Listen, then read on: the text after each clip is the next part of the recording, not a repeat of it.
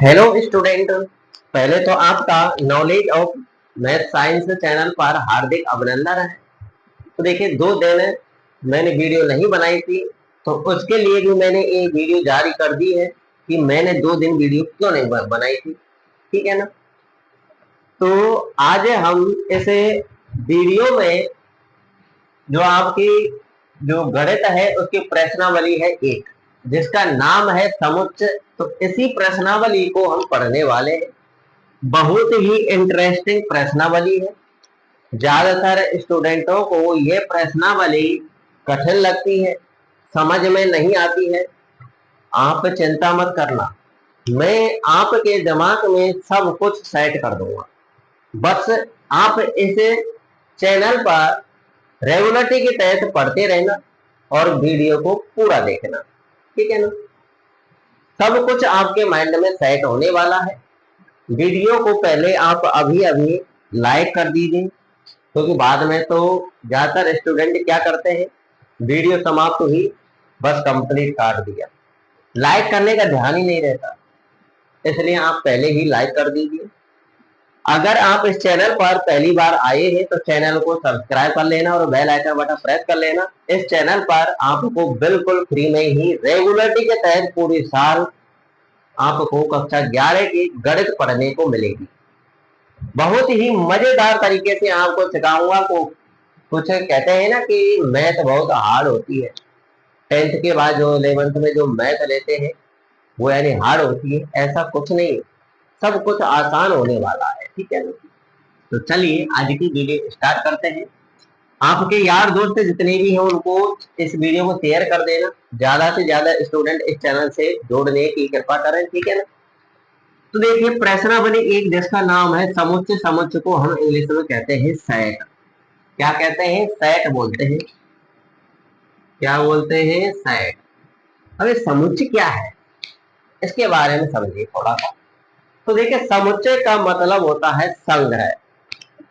समुच्चय का मतलब होता है, हम बोल सकते हैं जैसे एक जुट बना लिया जाए। ठीक है ना। क्या कहते हैं? समुच्चय का मतलब संग्रह या फिर एक जुट। ठीक है ना। या फिर समुच्चय का मतलब होता है एक जगह पर इकट्ठा होना या फिर एक जगह पर इकट्ठा करना। जैसे 10-20 लोग एक चौराहे पर खड़े हैं, वो 10-20 लोगों का क्या है? एक समुच्चय है। क्या है वो? समुच्चय। झुंड बोल सकते हैं। क्या बोल सकते हैं? झुंड बोल सकते हैं, सेट बोल सकते हैं, संग्रह बोल सकते हैं, समुच्चय बोल सकते हैं। ठीक है ना। या फिर हम अपनी देसी बोलचाल में इकट्ठा बोल सकते हैं कि एक जगह पर इकट्ठे हुए हैं वो। ठीक है ना। तो समुच्चय, चलिए अभी भी समझ में नहीं आया तो आइए मैं आपको कुछ एग्जाम्पलों के जरिए समझाने की कोशिश करता हूँ समुच्चय को। ठीक है। समुच्चय का मतलब क्या होता है? अगर हम 10 से छोटी सम संख्याओं की बात करें, 10 से छोटी, 10 से छोटी सम संख्याओं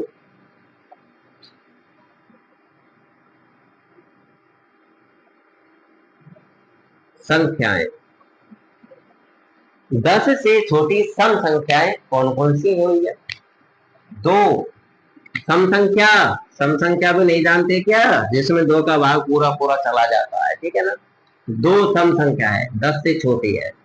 चार सम संख्या है, 10 से छोटी है। 6 सम संख्या है, 10 से छोटी है। 8 सम संख्या है, 10 से छोटी है।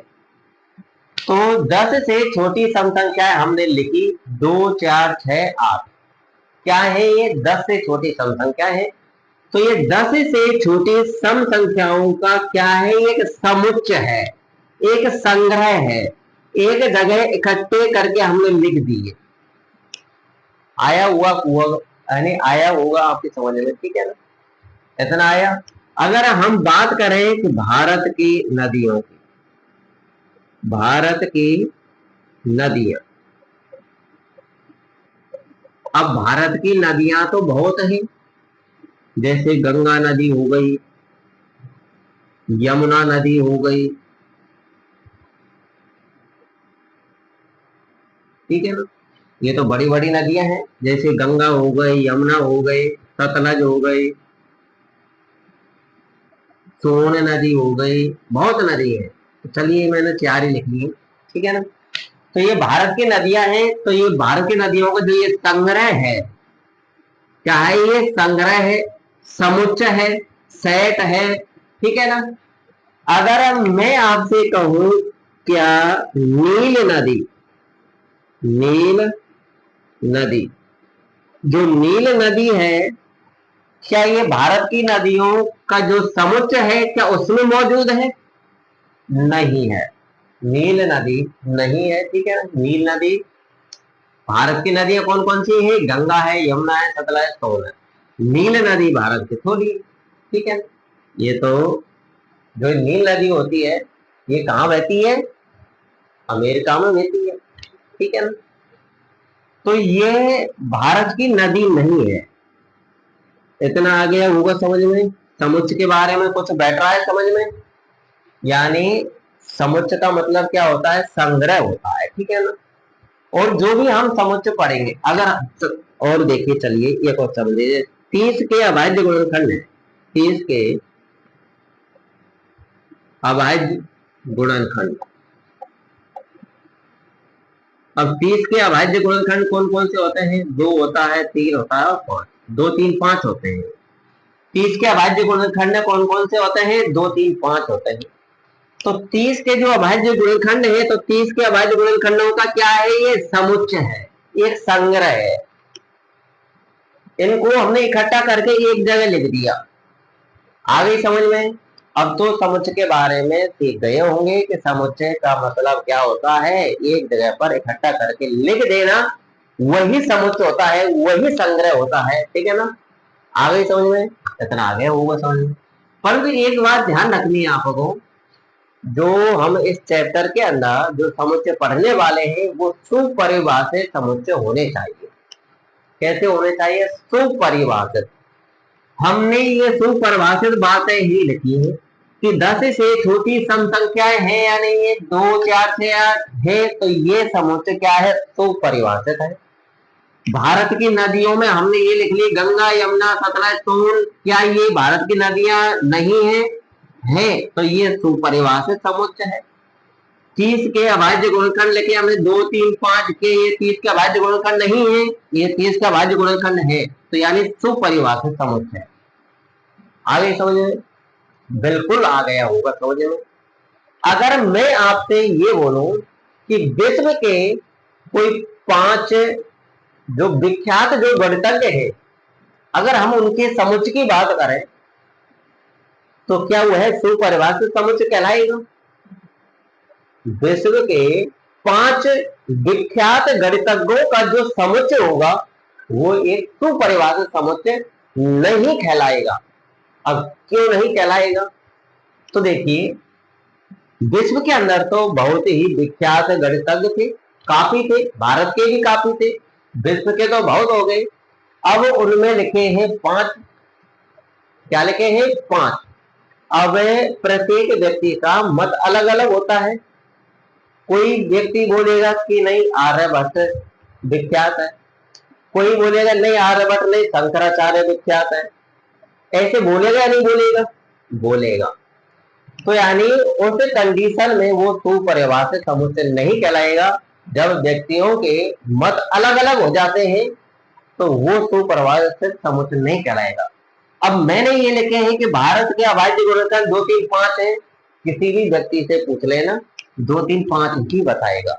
किसी भी व्यक्ति का अलग आंसर नहीं होगा, यही आंसर होगा। इसलिए यह सुपरिभाषित समुच्चय है। भारत की नदियों की बात करें, गंगा, यमुना, सतलज, सोन, भारत की बहुत सारी नदियां हैं, सभी नदियों को हम एक जगह रखते हैं। और किसी भी व्यक्ति से पूछा जाए क्या गंगा भारत की नदी नहीं है, वो कहेगा है। तो प्रत्येक व्यक्ति का मत वही होगा जो सबका होगा, ठीक है ना। 10 से छोटी सम संख्या 2 4 6 8 है, किसी भी व्यक्ति से पूछ लेना, सभी कहेंगे कि 2 4 6 8 10 से छोटी सम संख्याएं है।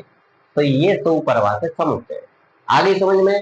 तो हम इस प्रश्नावली के अंदर सुपरिभाषित समुच्चयों को ही पढ़ेंगे, ठीक है ना। जब इतना आ गया है समझ में, तो अब आगे बढ़े। अब देखिए आपको कुछ बातें याद रखनी। अब आपको इतना तो आ गया होगा समझ में कि यानी सुपरिभाषित समुच्चय कौन से होते हैं, कौन से नहीं होते हैं, ठीक है ना। अब कुछ बातें और समझ लीजिए। जो ये समुच्चय है, ठीक है ना,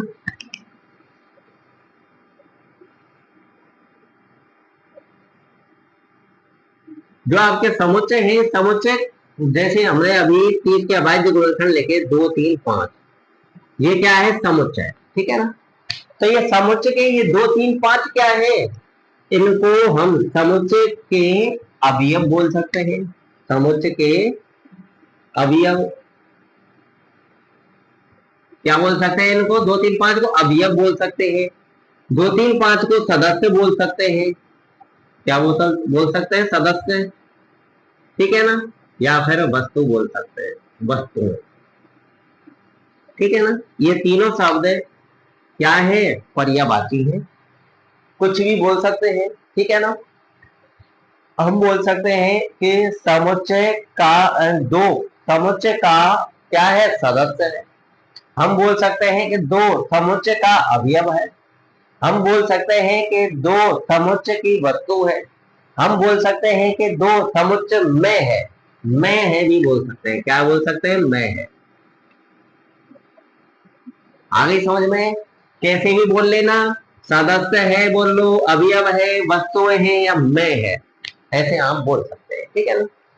अब देखिए ये जो कोई समुच्चय है, ठीक है ना, जो ये समुच्चय होते हैं आपके, इन समुच्चयों को अंग्रेजी वर्णमाला के बड़े अक्षर से रिप्रेजेंट किया जाता है, बड़े अक्षरों से निरूपित किया जाता है। समुच्चय को ध्यान से समझना, ये इंपॉर्टेंट बातें हैं आपके लिए, हमेशा ध्यान रखना। आपको आपके क्लास टीचर ने कैसे समझाया, कैसे नहीं समझाया, वो तो आपको ही पता है, मेरे को नहीं पता। परंतु मैं ये इतनी गारंटी ले सकता हूँ कि जो मैं समझा रहा हूँ ना, आपके दिमाग में यानी सेट हो रहा है, दिमाग में घुस रहा होगा, क्योंकि मैं आपको उसी हिसाब से पढ़ा रहा हूँ। तो देखिए समुच्चय को हमेशा अंग्रेजी वर्णमाला, अंग्रेजी वर्णमाला के बड़े अक्षरों से, बड़े अक्षरों से निरूपित करते हैं या प्रदर्शित करते हैं, निरूपित करते हैं। जैसे समुच्चय को हम कैसे प्रदर्शित करेंगे, जैसे कैपिटल ए लिख दिया किसी समुच्चय का नाम, किसी समुच्चय का नाम कैपिटल बी लिख दिया, किसी समुच्चय का नाम कैपिटल सी लिख दिया, किसी समुच्चय का नाम कैपिटल डी, ऐसे ई एफ जी ऐसे, या फिर एक्स लिख दिया, कैपिटल एक्स, कैपिटल वाई लिख दिया, कैपिटल जेड लिख दिया, ठीक है।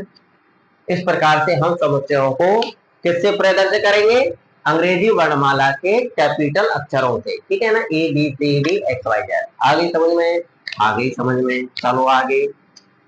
अब जो ये समुच्चय के जो ये अवयव होते हैं, ये समुच्चय के क्या है, 2, 3, 5, क्या है, ये समुच्चय है, ठीक है। 30 के अभाज्य गुणनखंडों का क्या है, ये समुच्चय है।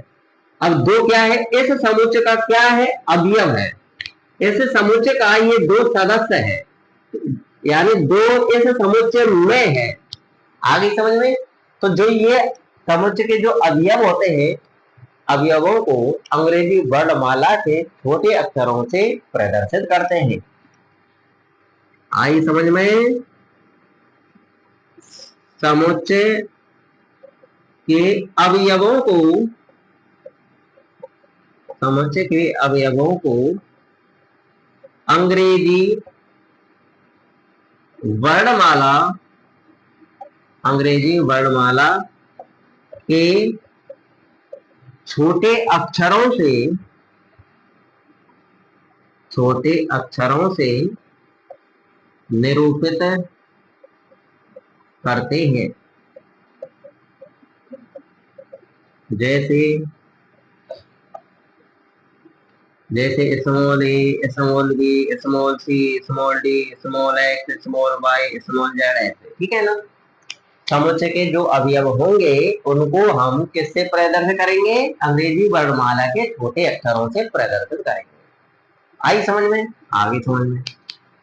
अब देखिए, जैसे ये दो इस समुच्चय का क्या है? अवयव है।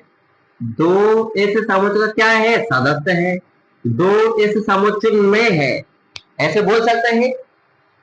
अब हम ये बात हम हिंदी में नहीं लिखेंगे, ये बात हम हिंदी में नहीं लिखेंगे, हम इसे किसी, यानी जो एक प्रतीक होता है, एक चिन्ह होता है, उससे निरूपित करेंगे, ठीक है ना।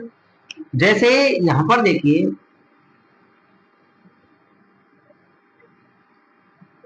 जैसे हम कहें कि ए, स्मॉल ए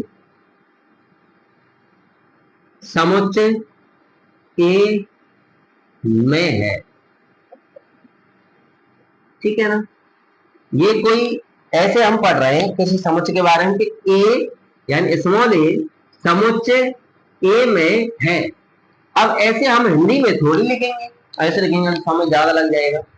तो देखिए, एक है चिन्ह होता है ऐसा, ई जैसा होता है, इसको बोलते हैं हम एप्सिलॉन।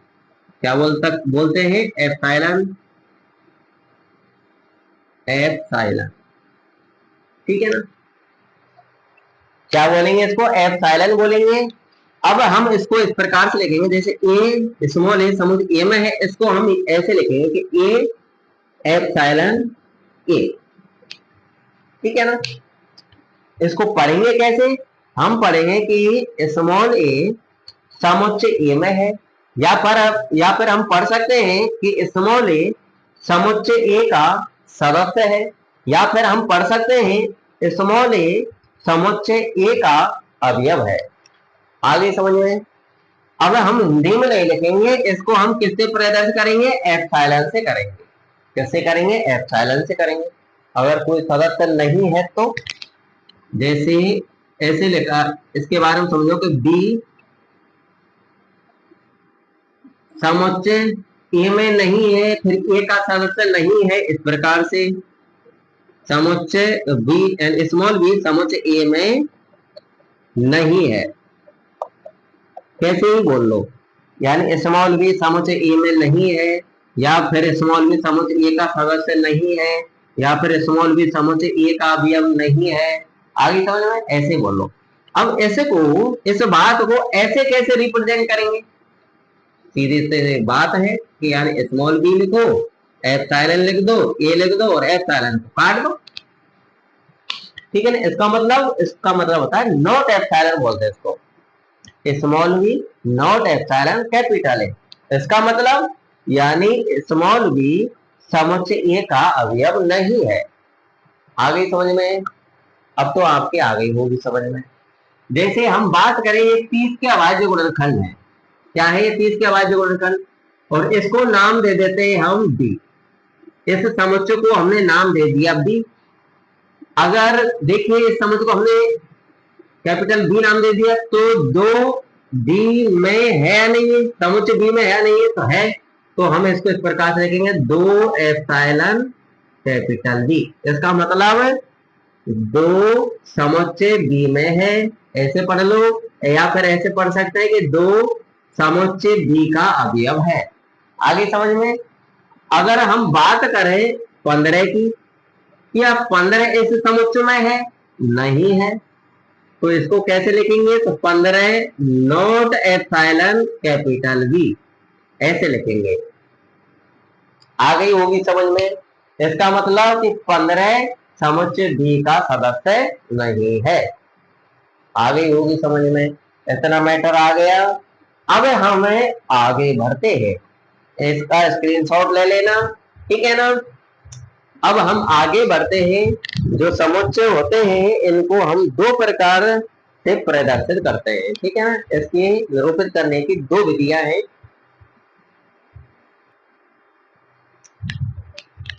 अब आगे देखिए, समुच्चय को हम दो विधियों से निरूपित करते हैं, ठीक है ना। ये ध्यान रखना है आपको। समुच्चय को निरूपित करने की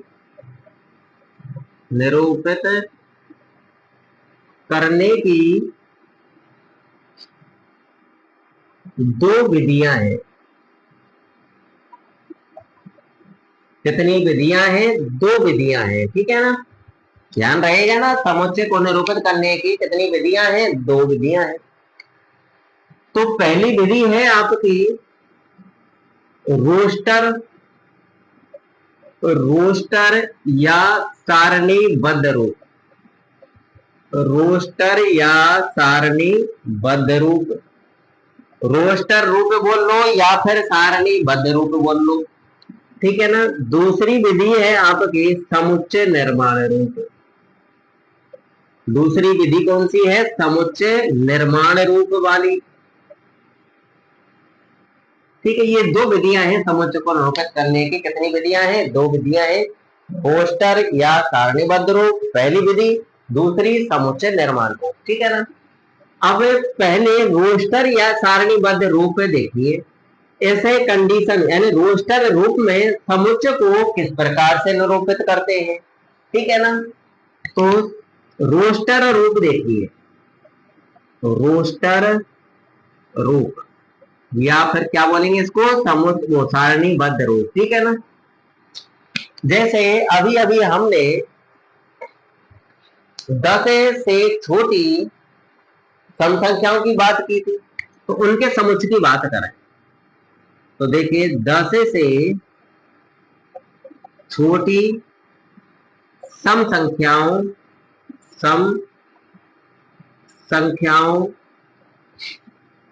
का समुच्चय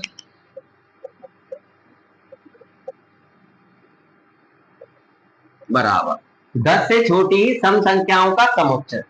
अब 10 से छोटी सम संख्या कौन कौन सी थी? 2 थी, 4, 6 और 8। तो क्या करते हैं रोस्टर रूप में, जो भी आंकड़े होते हैं, जो भी संख्याएं होती है, ठीक है ना, उनके बीच में अर्धविराम लगाया जाता है, अर्धविराम कोमा, ठीक है ना। ये तो हम पहले भी लगाए थे जब हमने प्रश्नावली समुच्चय के बारे में समझा था, ठीक है ना। तो कोमा लगाने के बाद इनको मजला कोष्ठक में बंद करना है। किस में बंद करना है? मजला कोष्ठक में बंद करना है। आ गई समझ में? तो ये बात आपको ध्यान रखनी है। रोस्टर रूप में अगर किसी समुच्चय को लिख रहे हैं तो उनके बीच में अर्धविराम लगाना है, कोमा, और कोमा लगाने के बाद उस समुच्चय को किसमें बंद करना है? मजले कोष्ठक में बंद करना है। आ गई समझ में? आ गई होगी समझ में, ठीक है ना। अगर हमें अंग्रेजी वर्णमाला के स्वरों की बात करें, अंग्रेजी वर्णमाला के स्वरों का समुच्चय। अब कुछ स्टूडेंट तो ये दिमाग लगा रहे होंगे, दौड़ा रहे होंगे कि अंग्रेजी वर्णमाला के स्वर कौन कौन से होते हैं, भूल गए, छोटी क्लासों में पढ़े थे। कोई बात नहीं, आइए मैं समझाता हूं। तो देखिए अंग्रेजी वर्णमाला के स्वर होते हैं ए, आई, ओ,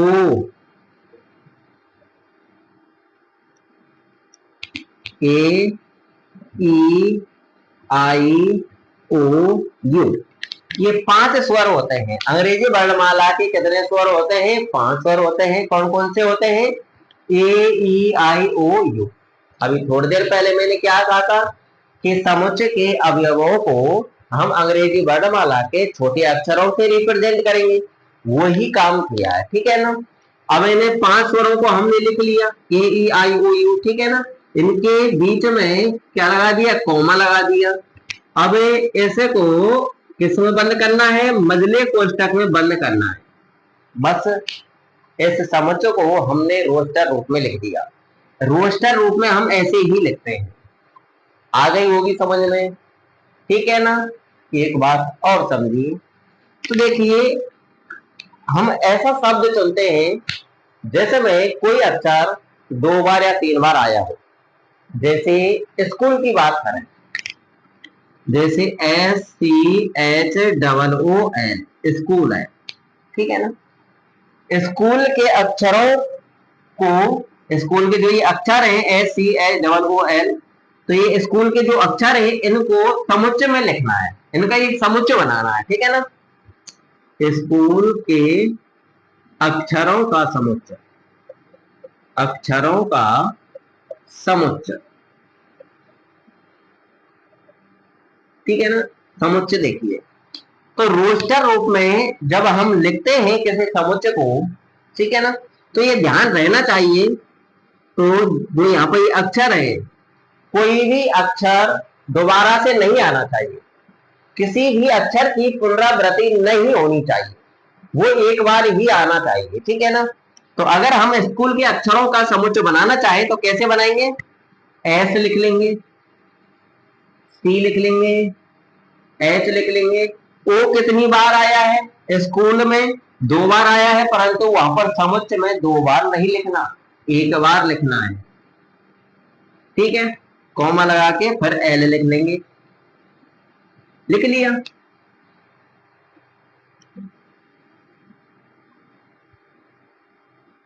ठीक है ना।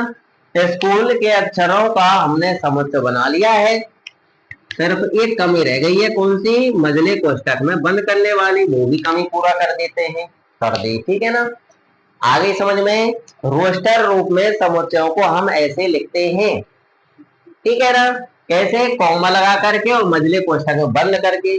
अगर किसी शब्द के अक्षरों का आप समुच्चय बना रहे हैं और उसमें कोई अक्षर 2-3 बार आ रहा है, तो वो आपको केवल 1 बार ही लिखना है, अंक की पुनरावृत्ति या अक्षर की पुनरावृत्ति नहीं होनी चाहिए, ठीक है।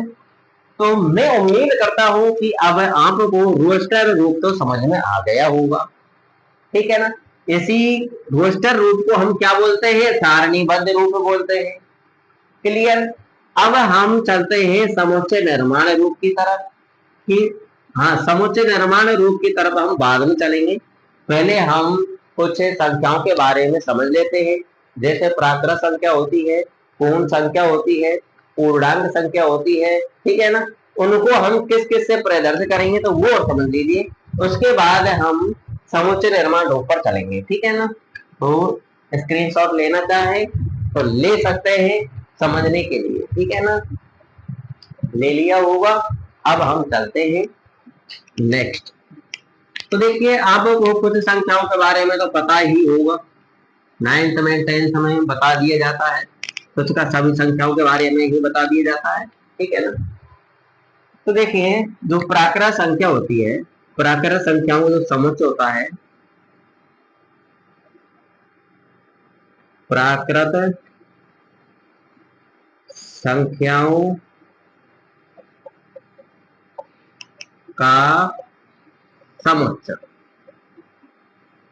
तो देखिए प्राकृत संख्याओं का जो समुच्चय होता है उसको हम कैपिटल N से प्रदर्शित करते हैं, किससे प्रदर्शित करते हैं, कैपिटल N से, ठीक है ना। ध्यान रखना, प्राकृत संख्याओं के समुच्चय को हम किससे प्रदर्शित करते हैं, कैपिटल N से प्रदर्शित करते हैं। तो कैपिटल N बराबर अब हम समुच्चय लिखने जा रहे हैं। तो देखिए, प्राकृत संख्या जो होती है वो 1 से चालू होती है, 1 2 3 4 ऐसे डॉट डॉट डॉट, ठीक है ना, और इसको कर देना है मजले कोष्ठक में बंद, ठीक है ना। प्राकृत संख्या 1 से चालू होती है और अनंत तक जाती है, अनंत तक आप लिख सकते हैं 1 से। अब एक बात ध्यान रखनी है, जब भी आप प्राकृत संख्याओं का समुच्चय लिख रहे हो तो प्राकृत संख्या 1 से चालू करके लिख देनी है, कॉमा लगा करके, और इस सब को मजले कोष्ठक में भी बंद कर देना है। परंतु ये ध्यान रहेगा, पीछे आपको 3 बिंदी लगानी है, डॉट डॉट डॉट। 3 बिंदुओं का मतलब होता है कि यह क्रम लगातार चलता जा रहा है, इसका कोई अंत नहीं है। आगे समझो, 3 बिंदी ही लगाते हैं, 4-5 बिंदी नहीं लगाते, ठीक है ना। अब हम पूर्ण संख्याओं की बात करें, पूर्ण संख्याओं का समुच्चय, तो पूर्ण संख्याओं को किससे प्रदर्शित किया जाता है, पूर्ण संख्याओं को W से प्रदर्शित किया जाता है, कैपिटल W से, ठीक है ना। अगर इन प्राकृत संख्याओं के आगे 0 और लिख दी जाए तो पूरा समुच्चय क्या बन जाएगा, पूर्ण संख्याओं का समुच्चय बन जाएगा। ठीक है ना। तो W बराबर, तो पूर्ण संख्या कहां चालू होती है भैया, 0 से, 0 1 2 3 डॉट डॉट डॉट, और इसको कर देना मजले कोष्टक में बंद। रोस्टर रूप में लिख रहे हैं, ठीक है ना, किसमें लिख रहे हैं, रोस्टर रूप में। तो ये मैं आपको समझाने का प्रयास कर रहा हूं कि प्राकृत संख्याओं को कैपिटल एन से प्रदर्शित करते हैं, पूर्ण संख्याओं को हम डब्ल्यू से, कैपिटल डब्ल्यू से प्रदर्शित करते हैं, क्योंकि इन अक्षरों का प्रयोग इस प्रश्नावली के अंदर किया जाएगा। इसलिए आपको पता होना चाहिए कि कैपिटल एन का मतलब क्या होता है, डब्ल्यू का मतलब क्या होता है, ठीक है ना, और ये संख्या कहां से चालू होती है, ठीक है ना। पूर्ण संख्या हो गई। अब आते हैं हम पूर्णांक संख्या पर। पूर्णांक पूर्णांक संख्याओं का समुच्चय। तो देखिए, पूर्णांक संख्याओं को जेड से प्रदर्शित करते हैं। किससे प्रदर्शित करते हैं, जेड से, कैपिटल जेड से। अब जो पूर्ण संख्याएं होती हैं इसके अंदर, तो ये जो पूर्ण संख्या है ना, ये तो होंगी होंगी पूर्णांक संख्या के अंदर, और माइनस की और आ जाती है।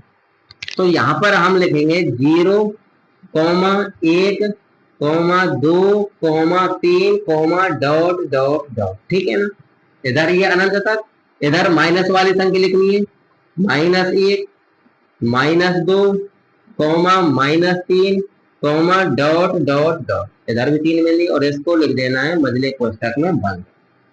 तो ये समुच्चय किसका है, ये पूर्णांक संख्याओं का समुच्चय है। क्या है, पूर्णांक संख्याओं का समुच्चय है। पूर्णांक संख्याओं के अंदर सभी प्लस वाली संख्या आ जाती है, 0 आ जाती है, सभी माइनस वाली संख्या आ जाती है, ठीक है ना, बटे वाली नहीं, बिना बटे वाली, ठीक है ना। और पूर्णांक संख्याओं को कैपिटल जेड से प्रदर्शित किया जाएगा। जब भी आप प्रश्नावली के अंदर कहीं भी कैपिटल जेड देखेंगे तो आपका दिमाग कहाँ जाना चाहिए, पूर्णांक संख्याओं पर जाना चाहिए, ठीक है ना। अब आ जाते हैं हम परिमेय संख्या के ऊपर। परिमेय संख्याओं का समुच्चय। परिमेय संख्याओं का समुच्चय। अब देखिए, सभी का समुच्चय लिखना कोई जरूर नहीं है, मैं आपको केवल ये बता देता हूँ, ऐसे ही लिखते हैं हम, ठीक है ना। तो मैं आपको केवल ये बता देता हूँ कि परिमेय संख्याओं में जो समुच्चय होता है उसको किससे प्रदर्शित किया जाता है। तो देखिए, परिमेय संख्याओं के समुच्चय को कैपिटल क्यू से प्रदर्शित किया जाता है। परिमेय संख्याओं के समुच्चय को किससे प्रदर्शित किया जाता है, कैपिटल क्यू से प्रदर्शित किया जाता है। इसके अंदर कौन कौन संख्या होती है, यानी जो ये परिमेय संख्याओं जो समुच्चय होता है इसके अंदर सारी पूर्णांक संख्या होती है, ठीक है ना, सभी प्लस वाली संख्या, 0 सभी माइनस वाली संख्या, और परिमेय संख्या के अंदर सभी बटे वाली भी संख्या जाती है, माइनस की भी बटे वाली संख्या और प्लस की भी बटे वाली संख्या, ठीक है ना। आगे समझ में, परिमेय संख्याओं के समुच्चय को किससे प्रदर्शित करेंगे, कैपिटल क्यू से प्रदर्शित करेंगे, ठीक है ना। अब आ जाते हैं हम वास्तविक संख्याओं पर। वास्तविक नहीं तो परिमेय संख्या भी, वो अपरिमेय संख्या भी होती है, पर उनका काम यहाँ नहीं पड़ेगा, यहाँ पर तो इनका ही काम पड़ेगा। प्राकृत संख्याओं का, पूर्ण संख्याओं का, पूर्णांक संख्याओं का, परिमेय संख्याओं का, वास्तविक संख्याओं का, ठीक है ना। वास्तविक संख्याओं का,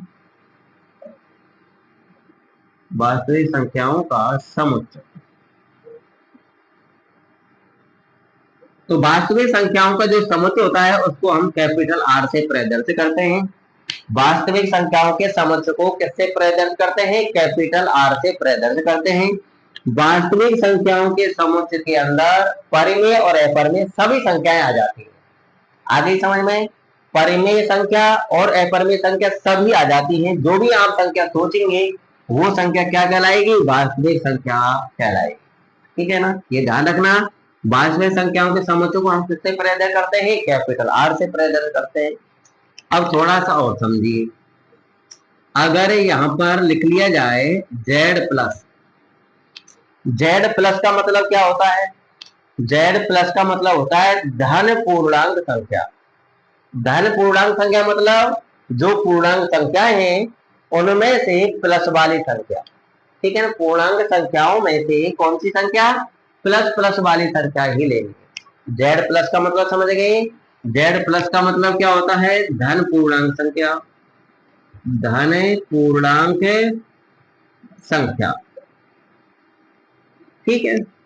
ऐसे ही क्यू प्लस, क्यू प्लस का मतलब धन परिमेय संख्या, धन परिमेय संख्या, परिमेय संख्या तो है परंतु कैसी है वो? प्लस वाली है। धन का मतलब प्लस वाली संख्या है, ठीक है ना। जेड प्लस का मतलब प्लस वाली पूर्णांक संख्या और क्यू प्लस का मतलब प्लस वाली परिमेय संख्या। अगर हम आर प्लस लिखें, आर प्लस मतलब धन वास्तविक संख्या, धन वास्तविक संख्या, ठीक है। धन वास्तविक संख्या हम किससे प्रेजेंट करेंगे? वो कैपिटल आर प्लस से करेंगे। जैसे मैंने लिखा ऐसे ही प्रेजेंट में करेंगे। तो इसका भी आप स्क्रीनशॉट ले लेना, क्योंकि इन शब्दों का प्रयोग इस प्रश्नावली में देखने को मिलेगा काफी। अब हम समुच्चय को निरूपित करने की दूसरी विधि है समुच्चय निर्माण रूप, उसकी तरफ चलते हैं। समुच्चय निर्माण रूप में किसी समुच्चय को कैसे प्रदर्शित किया जाता है वो समझिए। देखिए वीडियो आपकी काफी बड़ी हो गई है, यानी 36 मिनट हो गई है। तो समुच्चय जो निर्माण रूप है उसको हम नेक्स्ट वीडियो में कवर करेंगे, ठीक है ना।